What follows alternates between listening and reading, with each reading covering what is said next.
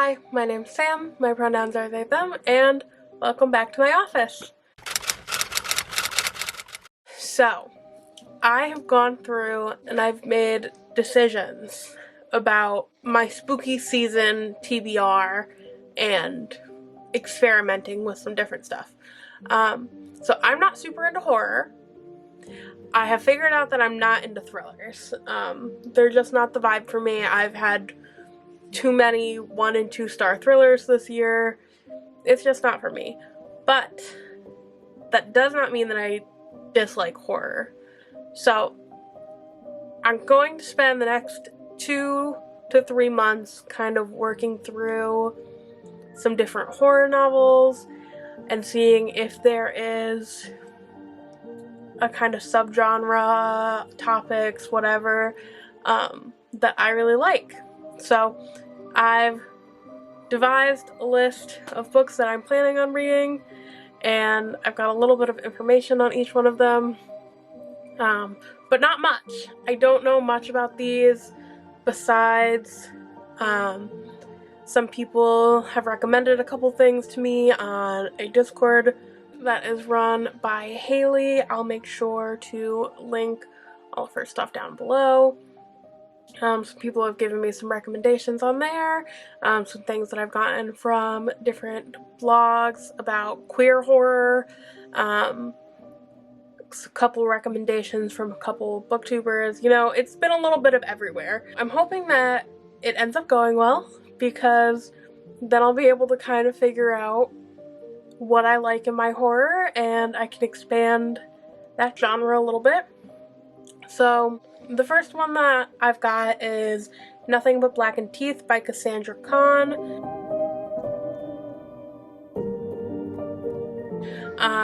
So what I know about this is that it was all over BookTube last year. A couple different people read it. It had mixed reviews on it. Not everyone that I watched loved it, but I'm willing to give it a shot because from what I understand, it's fairly short. But it's like this group of women who go, I think, on like a bachelorette kind of weekend or something like that in this mansion, I think. And things start to go wrong from there. That's really all I got for that one. Okay, so the next one I have is She Who Rules the Dead by Maria Abrams.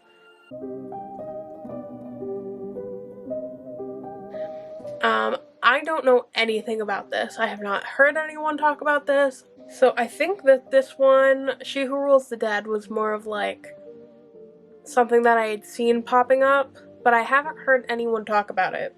So it is about Henry has received a message. He needs to sacrifice 5 people to the demon that's been talking to him in his nightmares. He already has 4, and number 5, Claire, is currently bound in the back of his van.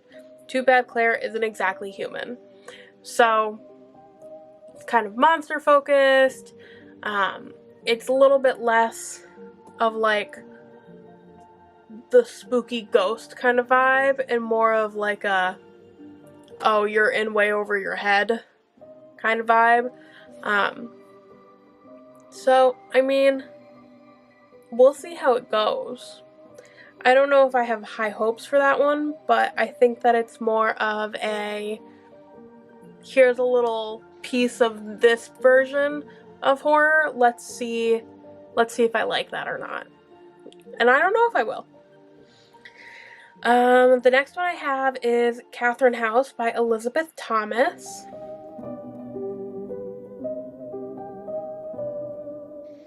So I know nothing about Catherine House.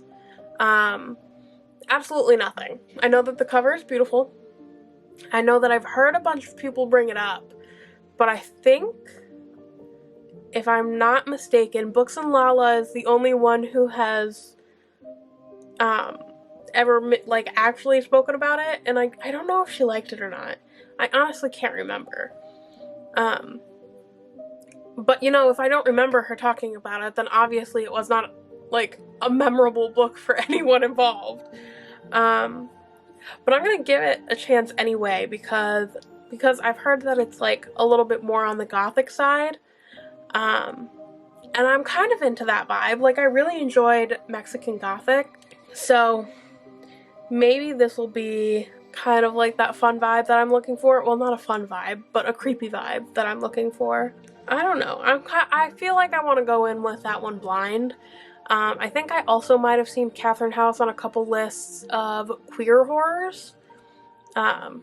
So that would be an added bonus because I really want to get into some queer horror. So the next one that I have is definitely a queer horror. It is Sorrowland by River Solomon. So I know that this is kind of like a gothic horror. I know that it's pretty queer. I'm gonna give the description for this one because I think it's really interesting. Fern, 7 months pregnant and desperate to escape the strict religious compound where she was raised, flees for the shelter of the woods. There she gives birth to twins and plans to raise them far from the influence of the outside world. But even in the forest, Fern is a hunted woman. Forced to fight back against a community that refuses to let her go, she unleashes incredible brutality far beyond what a person should be capable of, her body racked by inexplicable and uncanny changes. To understand her metamorphosis and to protect her small family, Fern has to face the past and, more troubling, the future outside the woods. Finding the truth will mean uncovering the secrets of the compound she fled, but also the violent history in America that produced it.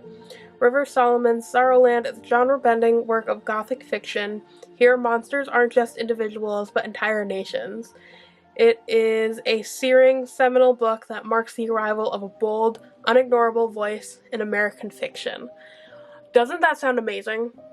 I don't feel like I've seen most people talk about Sorrowland, but I think that the cover is beautiful. I think that it sounds super interesting. I think that it doesn't give off like queer vibes from the start, but I know that it is, which is super exciting. So the next one I have is White is for Witching by Helen Oyeyemi. I hope that's right. So this one is also one that I kept finding on queer horror lists. I think it came out in like 2009 or something like that, so it's an older one. And I honestly don't know what it's about, but I'm gonna go with it anyway. Also, the cover's beautiful.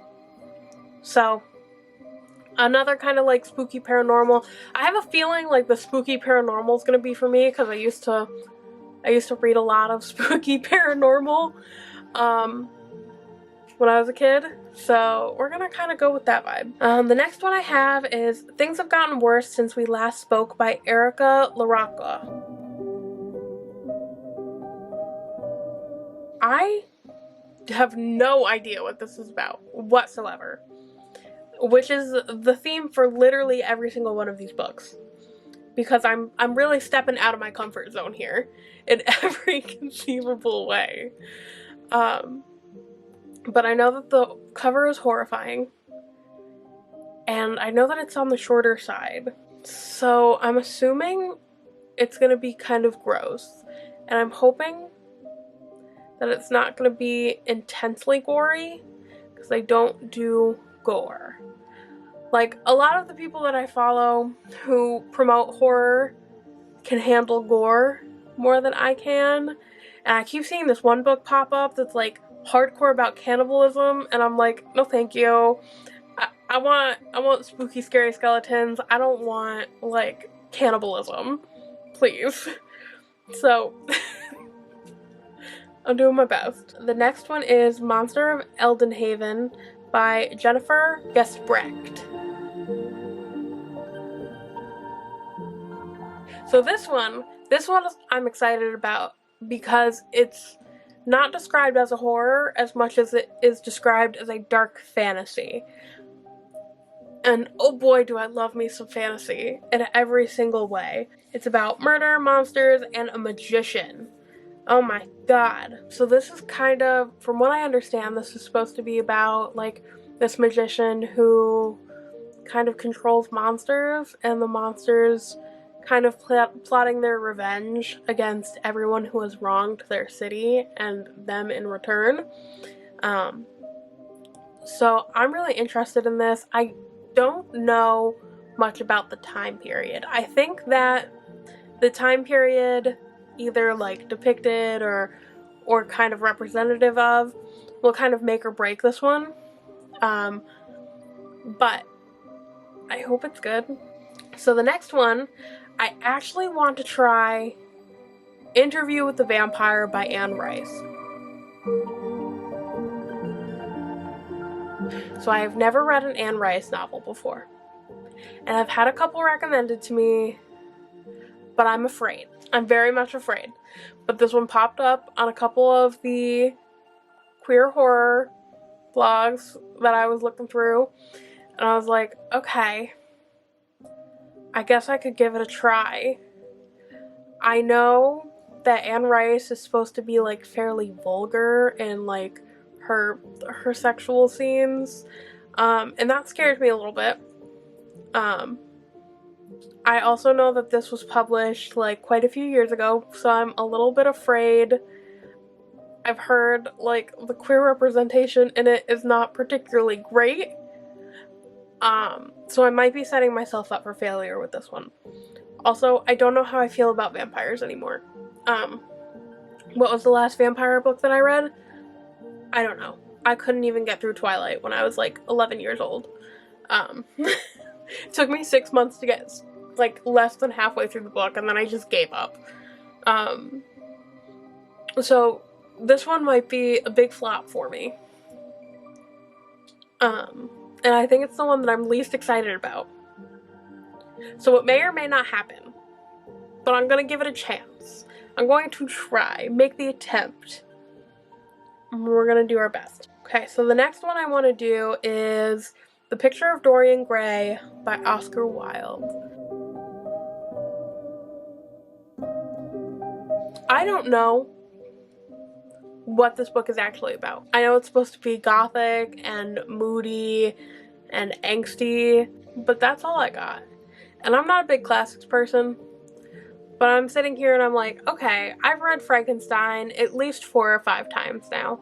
Maybe it's time for me to choose something different when it comes to my gothic horror. I did try to read Dracula, but I was just not having it with the audiobook narrator, and you know what? I'm not in the mood.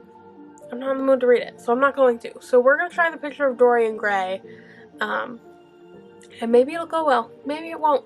And then I want to do a couple rereads. So I want to do a reread of Her Body and Other Parties by Carmen Maria Machado.